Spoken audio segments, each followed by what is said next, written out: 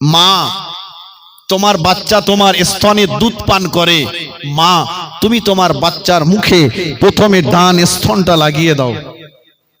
মা তুমি পড়ো, তোমার বাচ্চা পড়তে পারে না, মা তুমি পড়ো বিসমিল্লাহির রহমানির রহিম। তুমি যখন এটা পড়বে তোমার ওই বাচ্চাটা শয়তানের এঁটো, শয়তানের লালা মুক্ত হয়ে যাবে। সুবহানাল্লাহ বলে। আর তুমি যদি এটা না পড়ো তোমার ওই বাচ্চার সঙ্গে শয়তান যোগ দেবে, তোমার বাচ্চাটার সঙ্গে শয়তান যোগ হয়ে ও শয়তানের এঁটো যুক্ত লালা যুক্ত হবে, ছোটবেলা থেকেই ওর ভিতরে শয়তানি খসলত তৈরি হবে। ছোট বাচ্চা সূরা ফাতিহা পড়তে বললে পারবে না, কিন্তু হিন্দি গান মুখস্থ করতে পারে। ও ড্যান্স দিচ্ছে, হ্যাঁ, কোচির বাপ আর মা বলছে কোচি কি পাকা পেকেছে, ও যা পেকেছে বুড়ো হলি তোমার কপালে দুঃখ আছে। বুঝেননি? যে খাওয়ার শুরুতে বিসমিল্লাহ শরীফ না পড়া হয় ওই খাবারে শয়তান অংশগ্রহণ করে। দোয়া যদি নাও পারো অন্তত শুরুতে বলো বিসমিল্লাহির রহমানির রহিম বলে শুরু করো। এখন জলকাতে মাঠেতে দোকান থেকে বাড়ি এসে খিদের জ্বালায় ভাত সামনে এসে বলে যারে বিসমিল্লাহ বলবো তারে হাফ প্লেট মেরে দেবো। কখন বলবো বলদিন বিসমিল্লাহ? হ্যাঁ, হাউ মাউ করে খাওয়া শুরু করেছে।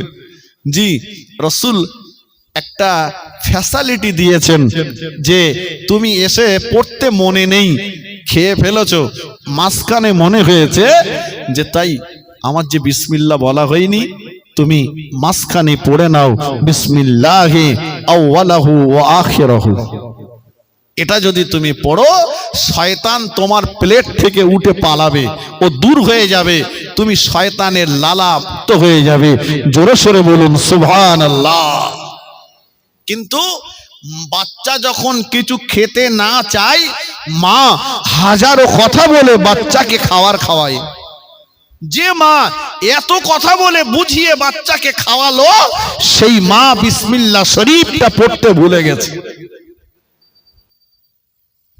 পড়িনি। অসগুলো মাথায় রাখুন, কাজে লাগবে।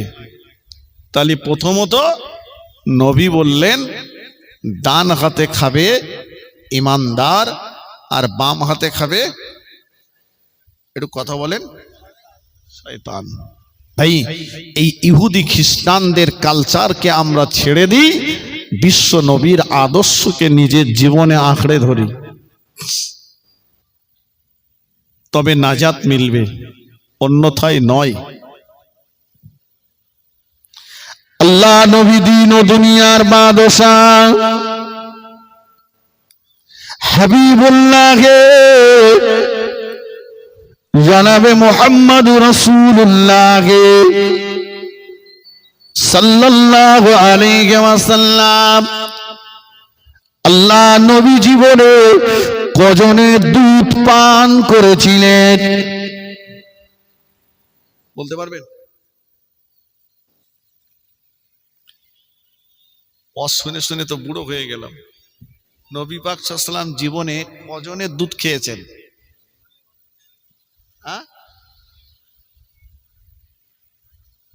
দুজন দু রকম বলেছে, তিনজনের ঠিক বলেছে, তিনজনের মনে রেখে দেন, কিছু কিছু করে শেখেন। আল্লাহ নবী প্রথম নম্বরে দুধ পান করেছিলেন রাসূলুল্লাহর আম্মা মা আমিনার। দ্বিতীয় নম্বরে আল্লাহ নবী দুধ পান করেছিলেন সুয়াইবিয়ার। আল্লাহ নবী যার দুধ খেয়ে বড় হয়েছিলেন উনি হলেন আল্লাহ নবীর দুধ আম্মা জান হযরত মা হালিমাতুস সাদিয়া রাদিয়াল্লাহু তাআলা আনহা আল্লাহ নবী দুধ আম্মা জান হালিমাতুস সাদিয়া বলে শিশু নবী যখন আমার কাছে থাকতো আমি হালিমাতুস সাদিয়া আল্লাহ নবী আমার একটা স্তন পান করতে কখনোই আল্লাহ নবী আমার দুটো স্তন পান করেননি আমি হালিমা আমার একটা স্তন পান করার পরে অপর স্তনে আল্লাহ নবীর মুখটা যখন নিয়ে যেতাম নবী মুখটা ঘুরিয়ে নিতে আমি আবার নিয়ে যেতাম নবী মুখটা ঘুরিয়ে নিতে আমি আবার নিয়ে যেতাম নবী মুখটা ঘুরিয়ে নিতে ও নবী পাকের সাহাবীরা আল্লাহ নবী জীবনে কোনোদিন আমি হালিমাতুস সাদিয়া আমার দুটো স্তন পান করেননি কেননা আল্লাহ নবী মায়ের কোল থেকে গোটা বিশ্ববাসীকে শিক্ষা দিলেন ও আমার উম্মাত উম্মাতিরা আমি রাসূলুল্লাহ আল্লাহ পাক আমাকে দুনিয়ার জমিনে পাঠিয়েছেন হক প্রতিষ্ঠিত করার জন্য ইনসাফ প্রতিষ্ঠিত করার জন্য ন্যায় প্রতিষ্ঠিত করার জন্য হক নষ্ট করার জন্য আল্লাহ আমাকে দুনিয়ার জমিনে প্রেরণ করেন না আমি যদি আমার আম্মা জানের দুটো স্তনকে পান করি আমার আর একটা ভাই আছে দুধ ভাই নাম হলো আব্দুল্লাহ আমার দুধ ভাইয়ের খাওয়ার কষ্ট হবে আমার দুধ ভাইয়ের অধিকার নষ্ট করা হবে আল্লাহ পাক আমাকে অধিকার নষ্ট করার জন্য পাঠান না গো এজন্য আমি রাসূলুল্লাহ আমার আম্মা জানের একটা স্তন ছাড়া কখনোই দুটো স্তন পান করিনি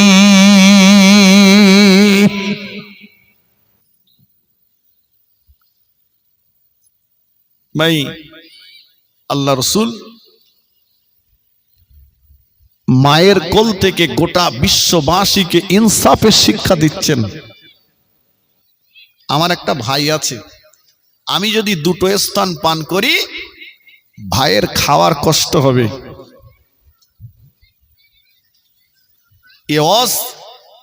জীবনে মেনে চলার মানুষ কোথায়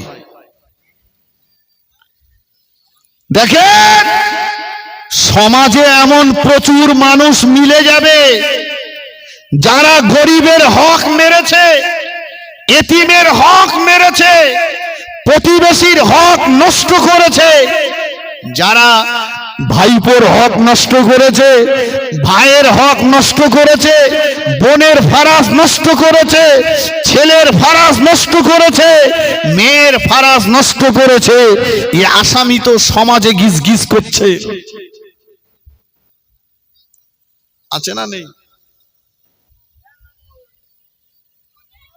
ভাই মারা গেছে ভাইপোগুলো ছোট ছোট চাষা একদম ছোটবেলা ভাইপোকা মারতেছে দে জমি জায়গা সব লিখেলে এখন মসজিদের আগের কাতার দখল করে বসে রয়েছে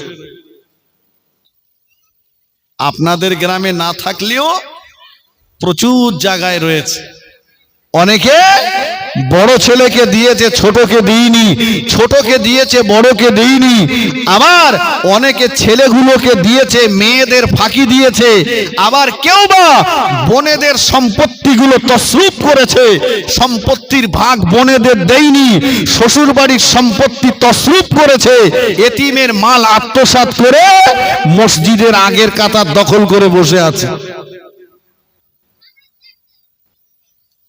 ভাই ওই লোকটা ও যদি জীবনে নামাজ পড়ে পড়ে রুকু করে করে যদি কুজো হয়ে যায় রোজা রেখে রেখে যদি তালপাতা সিপাই বেনে যায় তবুও ওর ইন্তেকালের পরে ওর কবরে দাও দাও করে আগুন জ্বলবে কথা বোঝেননি যত বড় হুজুর এসে ওর জানাজা পড়াক আর দোয়া করুক ওর কবরে আগুন জ্বলা বন্ধ হবে না ওর কবরে দুপুরে বাস পড়বে একবার না 70 বার যদি লোকটা হজে যায় কাবার গেলাপ ধরে যদি দোয়া চায় ক্ষমা নাই। পৃথিবীর কোন জায়গায় ওই লোকটার জন্য ক্ষমার রাস্তা নেই।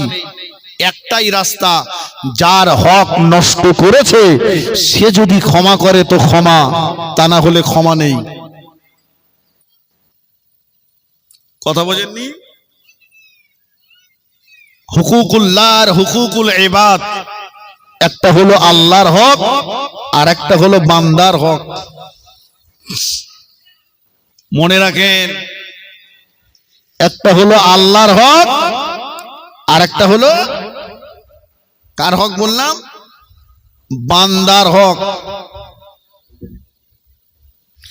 ক্ষমতা আছে আমার, ক্ষমতার বলে, লাঠির বলে, পাটির বলে, দুনিয়ার গরিব মানুষগুলোর গালে, দুনিয়ার গরিব মানুষটার গালে অন্যায় ভাবে আমি চড় মেরেছি।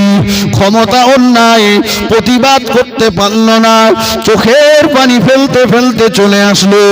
ক্ষমতা আমার রয়েছে, টাকা আমার আছে, টাকার বল, লাঠির বল, পাটির বল, জনবল আমার রয়েছে। ক্ষমতার বলে দুনিয়ার টোটোওয়ালাটাকে, রিক্সাওয়ালাটাকে, অটোওয়ালাটাকে, ঠেলাওয়ালাটাকে তোচ্ছড় মোচ্ছড় করলাম, গলা ধাক্কান দিলাম, ইচ্ছে মতো গালিগালাজ করলাম, অপমান করলাম, ছোট বড় কথা ওকে বললাম। ওর ক্ষমতা নাই, প্রতিবাদও করতে পারল না। নীরবে মনে কষ্ট নিয়ে চোখের পানি ফেলতে ফেলতে চলে গেল। দুনিয়ার গরিব মানুষটা জলকর তার লুট করলাম, জমি তার তসরুফ করলাম, ঘর বাড়ি তার ভেঙে দিলাম, ক্ষমতার অপব্যবহার আমি তার উপরে দেখালাম। ওই গরিবটার ক্ষমতা নাই, পাল্টা আমার উপরে সে প্রতিশোধ গ্রহণ করবে।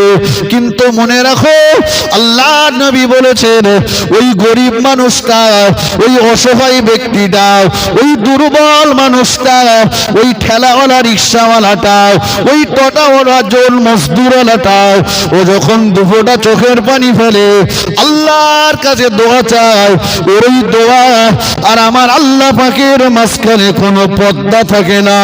ওই দোয়াটা আমার আল্লাহ পাকের দরবারে কবুল হয়ে যায়। জোরে হবে না?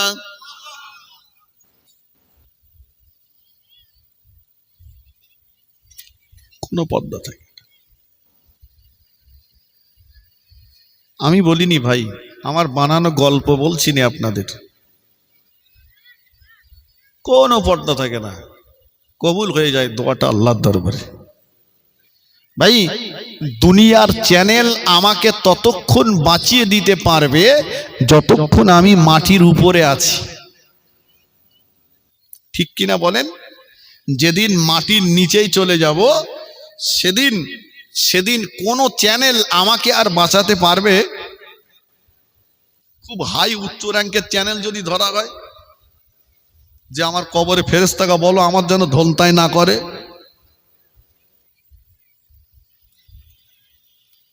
খাটবে না।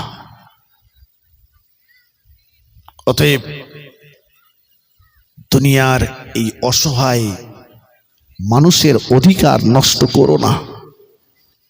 কিসের বাহাদুরি? রক্তের তেজ, লাঠির বল। জানো, নমরুদ কম মস্তান ছিল না। ও ক্ষমতার বলে এত ক্ষমতা ওর বেড়েছে, ও আর নিজেকে সামলাতে না পেরে বলছে, ইব্রাহিম আমি তোমার আল্লাহর সঙ্গে যুদ্ধ করব। নাউজুবিল্লাহ।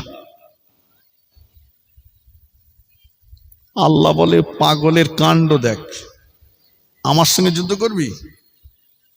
আল্লাহ পাক কিচ্ছু না, বন্দুক পিস্তল পাইপ গান কিচ্ছু না। আল্লাহর সৃষ্টিজীবের ভিতরে ছোট্ট একটা সৃষ্টিজীব, নাম তার মশা। আল্লাহ একটা হ্যান্ডিক্যাপ অসুস্থ মশা পাঠিয়ে দিলেন, ও এসে নাক দিয়ে ঢুকে মাথার ভিতর চলে গেছে। ওই একটা মশাই নমরুদের মতো মস্তান জাহান্নামে চলে গেছে। সুবহানাল্লাহ বলেন, একটু মন খুলে বলেন। তাহলে আল্লাহ পাক মস্তান মারতে আল্লাহর কাছে একটা মশা যথেষ্ট। বলছি ভাই, আর ইমানদারকে বাঁচাতে আল্লাহর কাছে মাকড়সার জাল যথেষ্ট। সুবহানাল্লাহ বলেন। আবু বকর সিদ্দিককে নিয়ে রাসূলুল্লাহ যখন গারে সুরের ভিতরে গেলেন, কাফেরেরা বেঈমানেরা নবীকে মেরে দেবে খুঁজে বেড়াচ্ছে, আল্লাহ পাকের কুদরতি ক্ষমতায় মাকড়সা এসে গুহার মুখে জাল বুনে দিলেন, আর ওই মাকড়সার জালই আল্লাহ আমার নবীকে হেফাজত করলেন। জোরে বলুন। তাহলে আল্লাহ পাক বিশ্ব নবীকে হেফাজত করছেন মাকড়সার জাল, পৃথিবীর একটা দুর্বল ঘর দিয়ে, আর জগতের শ্রেষ্ঠ মস্তানকে আল্লাহ মারছেন দুর্বল একটা মশা দিয়ে। আল্লাহর কুদরতি খেলা দেখেন। ফেরাউন সে ক্ষমতার বলে নিজে বলেছিল আনা রব্বুকুমুল আলা, আমি হলাম বড় খোদা। আল্লাহ পাক ফেরাউনির নীল নদে চুবিয়ে চুবিয়ে মেরেছে। কথা সত্য না মিথ্যা ভাই? তাহলে কিসের এত গরম দেখাচ্ছ? এত গরম কেন? ওগো দুনিয়ার টাকাওয়ালারা, ও দুনিয়ার টাকাওয়ালারা, তোমার জল করে কাজ করা, তোমার জল করে কাজ করা ওই জন্মজদুর গুলো, তোমার জমিতে কাজ করা জন্মজদুর গুলো, ওদেরকে তুমি ছোট মোটা কথা বলো না, ওদেরকে নিচু নজরে দেখো না, ওদেরকে তুমি মান সম্মান হানি করো না। কেননা মনে রাখো, ওরা যদি তোমার জল করে কাজ না করতো, ওরা যদি তোমার জল করে পাহারা না হতো, জলকরের মালিক বলে তোমার মনে হতো না, তোমাকে নিজেকেই কিন্তু জলকর পাহারা দিতে হতো। সেদিন তোমার নিজেকেই পাহারাদার সাজতে হতো, সেদিন তোমাকে আর জলকরের মালিক বলে মনে হতো না। তোমার জলকরে কাজ করা ওই জন্মজদুর গুলো যদি না থাকতো, তোমার জলকরে উৎপন্ন হওয়া মাছগুলো, মাছের বোঝাগুলো তোমার নিজে মাথায় করে আড়তে কাঁটাই নিয়ে যেতে হতো। সেদিন তোমাকে কিন্তু জলকরের মালিক বলে মনে হতো না। ওরা কাজ করছে বলেই তো আজকে তোমার জলকরের মালিক বলে মনে হচ্ছে। ও জমিদার, তোমার জমিতে কাজ করা জন্মজদুর গুলোকে ছোট মোটা কথা বলো না, ওদের মান সম্মান হানি করো না, ওদেরকে নিচু নজরে দেখো না। ওরা যদি তোমার জমিতে কাজ না করতো, তোমার ধান তোমার নিজেই রুতে হতো, ধান তোমাকে নিজেই কাটতে হতো, কাটা ধান নিজেই তোমাকে বানতে হতো, আর ধান নিজেই তোমাকে বয়ে বয়ে বাড়ি নিয়ে আসতে হতো, নিজেই ঝাড়তে হতো। সেদিন তোমাকে কিন্তু জমিদার বলে মনে হতো না, জমির মালিক বলে মনে হতো না। আজ ওরা তোমার খেতে জন্মজদুরি করে বলে তোমার বাহাদুরি আর জমিদারিটা চলে বাবা। না না না, ও দুনিয়ার দোকানদারেরা, তোমার দোকানের কর্মচারীটাকে নিচু নজরে দেখো না, তোচ্ছড় মোচ্ছড় করো না, ওকে ছোট মোটো কথা বলো না। ও যদি তোমার দোকানের কর্মচারী না হতো, তুমি মালিকের চেয়ারে বসে বসে মালিকানা করতে পারতে না, দোকানের মাল কিন্তু নিজেই তোমাকে দিতে হতো। সেদিন দুনিয়ার মানুষ কোনটা দোকানের মালিক আর কোনটা কর্মচারী এটা বুঝতে তাদের অসুবিধা হতো। তোমার কিন্তু মালিক বলে সেদিন আর মনে হতো না। ওগো দুনিয়ার টাকাওয়ালারা, দুনিয়ার টোটোওয়ালাটাকে, দুনিয়ার রিক্সাওয়ালাটাকে, দুনিয়ার ভ্যানওয়ালাটাকে তোচ্ছড় মোচ্ছড় করো না, ওকে ছোট মোটা কথা বলো না, ওকে গালিগালাজ করো না। ও যদি রাস্তায় টোটো না চালাতো, তোমার রাস্তায় গাড়ি নাই, হেঁটে হেঁটে তোমায় যেতে হতো। ও যদি ভ্যান রিক্সা না চালাতো, বিয়ে বাড়ির বাজারটা করার পরে তোমার বাজারগুলো নিজেই তোমাকে মাথায় করে বাড়ি নিয়ে আসতে হতো। সেদিন তোমার প্যান্ট শার্ট নেকটাই পরা বাবু বলে মনে হতো না। দুনিয়ার ভ্যানওয়ালাটাকে তোচ্ছল মোচ্ছল করো না, ও ভ্যান চালাই বলে তোমার বাবুগিরিটা চলে। ও যদি ভ্যান ছেড়ে দিত তোমার বাবুগিরি কিন্তু চলতো না, সেদিন তোমার বাবুগিরিটা থাকতো না। ওগো দুনিয়ার টাকাওয়ালারা, দুনিয়ার মেথর গুলোকে নিচু নজরে দেখো না। ও মেথরগিরির কাজ করে বলে, ও তোমার বাথরুম পরিষ্কার করে দেয় বলে তুমি বাবুয়ানাটা করতে পারো, অন্যথায় তোমার নিজের পায়খানা নিজেই পরিষ্কার করতে হতো।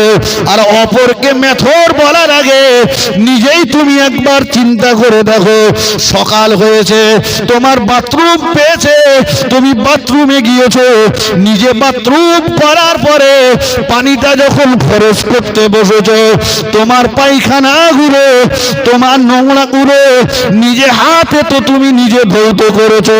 অপরকে মেথর বলার আগে নিজের দিকে একবার চেয়ে দেখো। সকালবেলা ফার্স্ট মর্নিং এ মেথরগিরির কাজটা কিন্তু তুমি শুরু করেছো। অতএব না না, ওকে তুমি মেথর বলে নিচু নজরে দেখো না। ও দুনিয়ার বড় লোকের গিন্নিরা, তোমার বাড়ির কাজের মেয়েটাকে নিচু নজরে দেখো না। তোমার বাড়ির কাজের মেয়েটাকে নিচু নজরে দেখো না। ছোট মোটো কথা ওকে বলো না, ওকে গলা ধাক্কান দিও না, ওর গালে চড় মেরো না ওর ভুলের জন্য। কারণ ও যদি তোমার বাড়ির থালা বাসন গুলো না মাজতো, ও যদি তোমার ঘরটাকে না মুছে দিত, বড় লোকের গিন্নি তুমি তোমার শরীরের চামড়া পরিষ্কার রাখতে পারতে না। তোমার থালা বাসন গুলো তোমার মাজতে হতো, তোমার ঘর বাড়ি তোমার পরিষ্কার করতে হতো। সেদিন তুমি খাটের উপরে বসে বড় লোকের গিন্নিগিরি কিন্তু করতে পারতে না। ঠিক কিনা বাপ? আলো আছে বলেই অন্ধকারটা বুঝেছি, অন্ধকার আছে বলেই আলোর মজাটা পেয়েছি, ঠিক কিনা? গরিব আছে বলেই বাহাদুরিটা চলছে। কিন্তু বিশ্বাস করুন ভাই, বড় লোকের বাড়ির অনুষ্ঠানে বেশিরভাগ বড় লোকদের দাওয়াত হয়, গরিবদের হয় না। আমি কি ভুল বলছি বাবু? হ্যাঁ না, কেন বলেন দিন? কারণ ওরা ওরা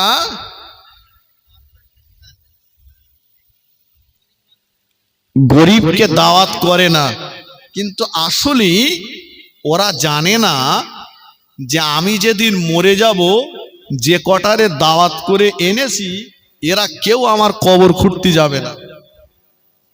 কারণ এরা তো কোদাল চালাতে পারে না।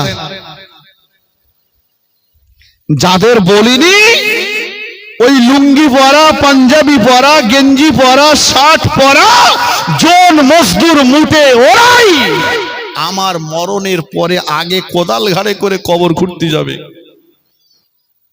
ঠিক কিনা বলেন? বাবু লোকেরা কবর খুঁড়তে পারবে না। তাহলে তুমি মরে গেলি, তোমার কবর যে খুঁড়বে, তুমি তারে বাদ দিয়ে বাবু লোকের দাওয়াত করে খাওয়াচ্ছ। বাপ মা সবরেসানি কলেমাখানি করছে, দাওয়াত করেছে সব বড় লোকের, গরিবগুলো বাদ। হ্যাঁ, সে বড় লোক জীবনে নামাজও পড়ে না, সে কলেমাও পড়িনি, মরণের খাওয়া খেতিয়ে গেছে। হ্যাঁ, ভুল বলছি আমি? রসুল বলেছেন ওই মজলিসে যেও না, রসুল বলেছেন ওই মজলিসে যেও না যে মজলিসে কোনো গরিবের দাওয়াত হয় না, কোনো গরিবের আমন্ত্রণ হয় না, ওই মজলিসটাতে তোমরা যেও না। কারণ যেখানে গরিবের আগমন ঘটে না, যেখানে গরিব মানুষের স্থান আগমন ঘটে না, যেখানে গরিব মানুষেরা ইনভাইট পায় না, দাওয়াত পায় না, সেখানে মহান আল্লাহর রহমত নাজিল হয় না। কথা বুঝেছেন ভাই? গরিবের দাম কে দিয়েছে? কথা বলেন? আল্লাহ। শুধু এই বিষয়টাকে নিয়ে যদি বলি রাত পার হয়ে যাবে, শেষ হবে না। গরিবের কত সম্মান। দিল্লির জুমা মসজিদের নকশাটা সম্রাট শাহজাহানের স্বপ্নে দেখা নকশা, ওটা দুনিয়ার কোনো টাকাওয়ালারা, দুনিয়ার কোনো আর্টিস্টেরা বানায়নি, ওটা দুনিয়ার একজন গরিব অসহায় আল্লাহর ওলি বানিয়ে দিয়েছিলেন। জোরে বলুন। আমি কি ভাবছি, আমি জোনায়েদ রাত গেলে হয়তো 10,000 টাকা ইনকাম করি, কিন্তু আমার 10,000-এ অনেকটা ভেজাল ঢুকে গেছে। আর একটা ভ্যানওয়ালা সারাদিন, টোটোওয়ালাটা 400 টাকা ইনকাম করেছে, মাথার ঘাম পায়ে ফেলেছে, ওর 400 টাকার 4টে আনাও ভেজাল হয়নি। ও ওই টাকায় খেয়েছে, আল্লাহকে ডেকেছে, আল্লাহ পাক এক চান্সে ওর ডাকে সাড়া দিয়েছে। জোরে বলুন, একটু জোরে বলেন।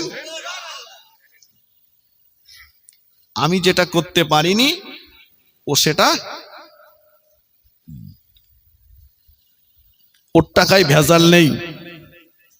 আর দেখবেন যত গরিবের হক মেরে জাকাত ফাঁকি দিয়ে যে ধনীদের শতকরা 2.5 টাকা, 1000-এ 25 টাকা, লাখে 2,500 টাকা, এটা হলো গরিবের হক।